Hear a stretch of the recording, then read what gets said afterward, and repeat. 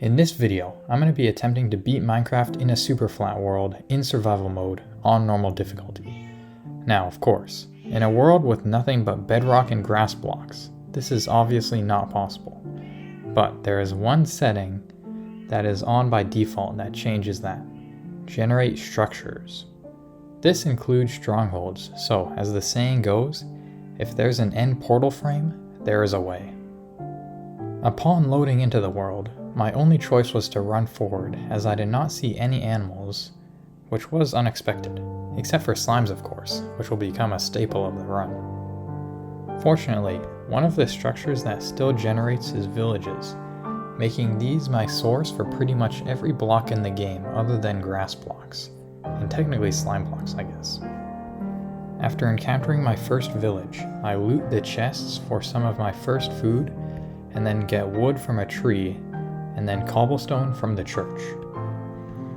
I also could have killed the iron golem for their iron, but fortunately this was done for me by the never-ending horde of slime that the iron golem underestimated, who, after gathering this iron, I also underestimated.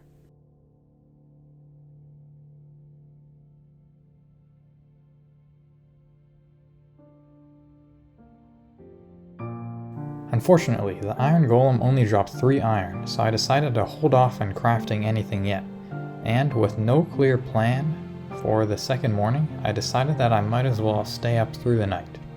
And let me tell you, nights in Superflat are chaos. The wide open grass field means that the mob cap will pretty much always be maxed out, and with no way to block line of sight, every mob in range will swarm in on you. So, after several deaths, my end of night loot, 13 rotten flesh, 8 arrows, and 8 bones. A game-changing haul. So with still not much to do in this village, I gathered a few more resources, did a quick hunger reset, and then ventured off to find a second one. This second village was a lot more of the same.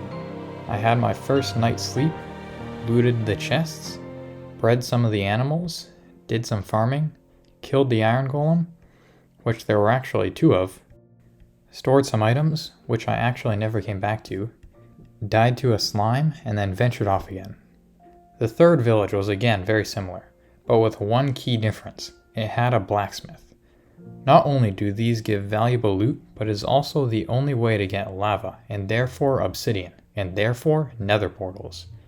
However, the problem is that each blacksmith only comes with 2 blocks, and you need at least 10 for a portal, meaning that I will need to hunt down 5 blacksmiths, so off I went.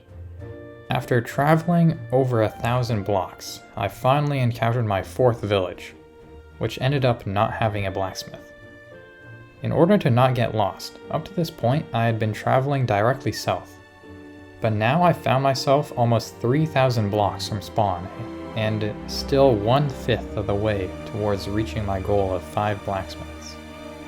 The problem I was visualizing was that I had no diamonds, so I would have to build this portal using lava and water buckets, which is not an issue on its own, but I also had a limited supply of iron and therefore buckets, meaning that I would likely have to drag all of these lava blocks 1 or 2 at a time to some sort of midpoint where I would build my portal, which would likely be several thousand blocks away from some of the furthest blacksmiths.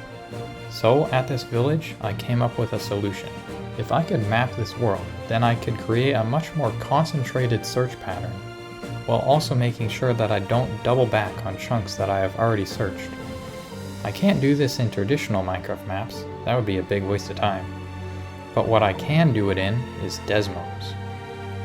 If I just pretend that the y-axis of a graph is the z-axis, since I don't think I will get confused about the y-height of a village, I can graph each village's coordinates as an ordered pair and then look for the direction I should head next, while still staying close to previous villages.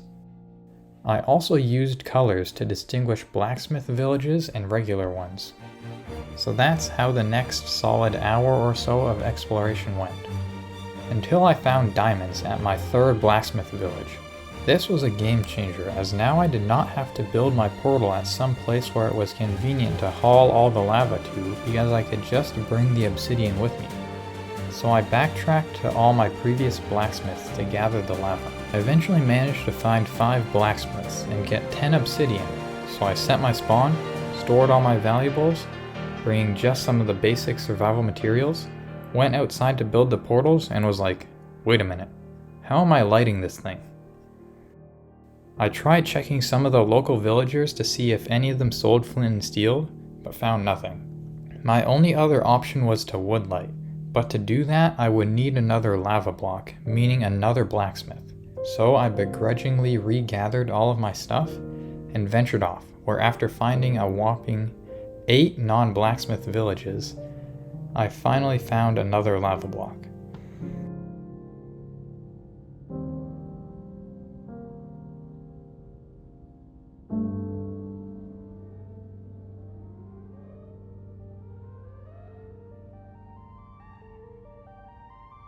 So after wasting an embarrassing amount of wood, I finally gained access to the nether. Now, I know what you're probably thinking. Is the nether flat? Well, prior to this, I also had no idea, but I hopped in and the answer is no.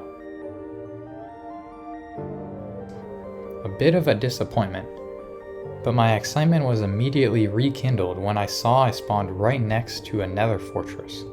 So, after grabbing a shield, I quickly got all the necessary blaze rods.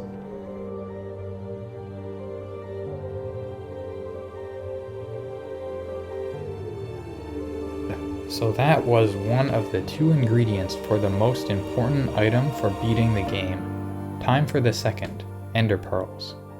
Now, anyone familiar with speedrunning will say, simple, just loot a bastion in the nether, trade the gold with piglins, and you're good. But there were 2 major issues with that. One, this is 1.20, meaning that pearl drop rates have been nerfed into the ground, so it would likely take multiple bastions worth of gold. And secondly, and more importantly, doing everything in the non-flat nether is not really in the spirit of a Superflat challenge run. So I decided to restrict myself to the overworld for this part. This leaves me with 2 main options, Enderman and Cleric trades, of which I will be going for both. My first night of pearl hunting saw minimal success. After 3 personal deaths and 3 Enderman deaths, I took home 1 pearl. However, because strongholds spawn up in the sky on Superflat worlds, 1 pearl was really all I need to find it. Using Desmos again, I could throw the eye, which of course broke, note the exact angle, and then graph a line with that slope in Desmos. I could also just make sure to always face that specific angle in-game, and it's a good thing I did because when I arrived, I quickly noticed that my graphing skills were not too accurate.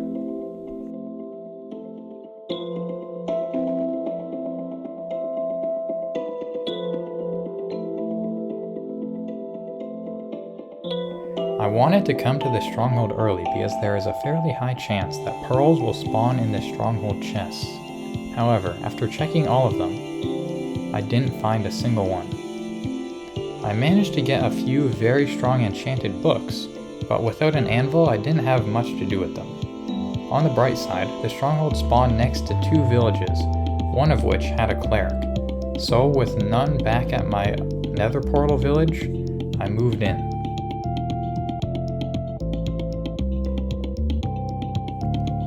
This is where the great grind started.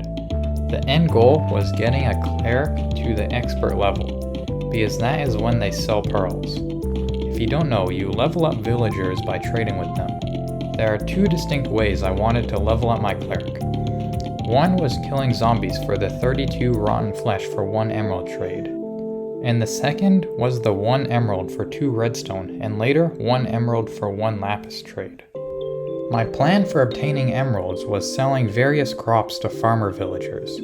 To obtain said crops, I traveled back to several of the villages I had previously discovered and raided them for all of their seeds and grass while also staying up through the nights, mostly looking for zombies for rotten flesh, but also killing any endermen I found to obtain pearls directly.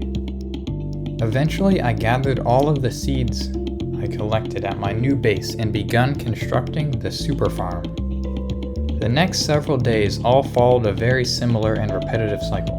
Every morning, I would start out by working on the super farm, a lot of my work on which was repairing because this was constantly being trampled by slimes. When I harvested, wheat and beetroot would be stored, but carrots and potatoes would be immediately replanted to grow the farm.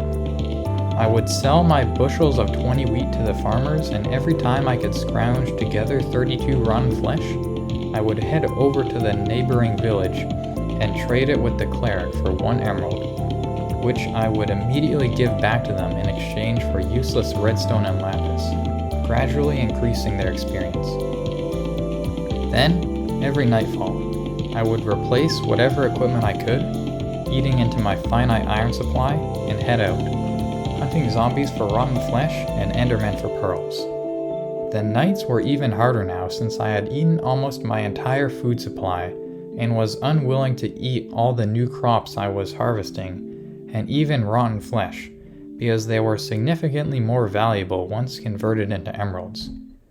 The exception to this was the handful of beetroot I planted, which none of my farmers were buying.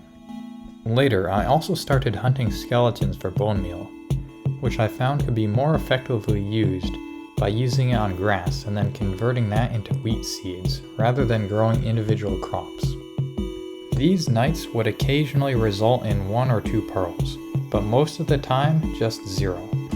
However, there was one legendary night where I managed to collect a whopping 4 pearls, meaning that by the time I finally had enough emeralds to level up my cleric to expert, I only needed 2 more pearls, since the stronghold spawned with 2 eyes. And it's a good thing I did, because in the grand reveal, it turns out my cleric had the 1 in 3 chance of not offering pearls. Meaning, if I could not rely on endermen, I would have to restart the leveling up process all over again.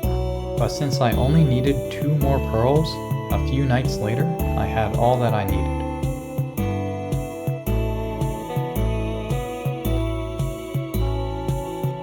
Now, I made my final preparations.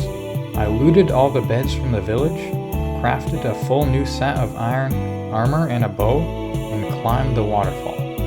I did not make a new pickaxe because I thought that I could collect my old one from where I died, but it had burnt.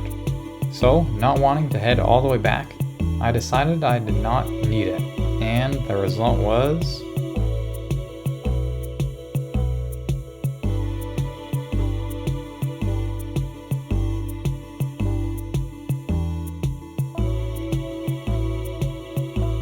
So I would need to head back to the village, but I couldn't make it out of the portal room without breaking blocks, which would unleash a horde of silverfish. So I thought I could just MLG bed, but this ended even more disastrously.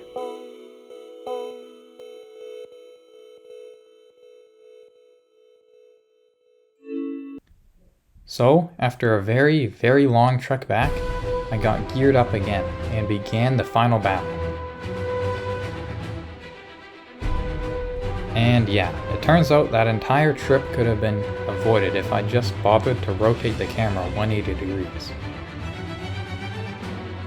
However, I was still very under-equipped because I had no indestructible blocks, which takes traditional 1 cycles off the table.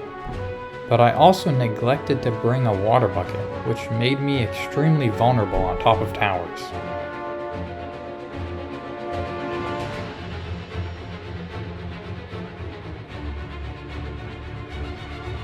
So, after another trip back to the base, I thought I was finally fully geared. There was just this one crystal I needed to get a little closer to.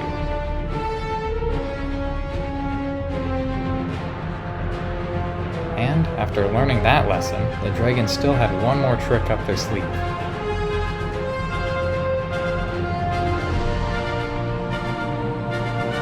So, with all the towers finally down, all I had to do was chip away at the dragon with beds and wood cover.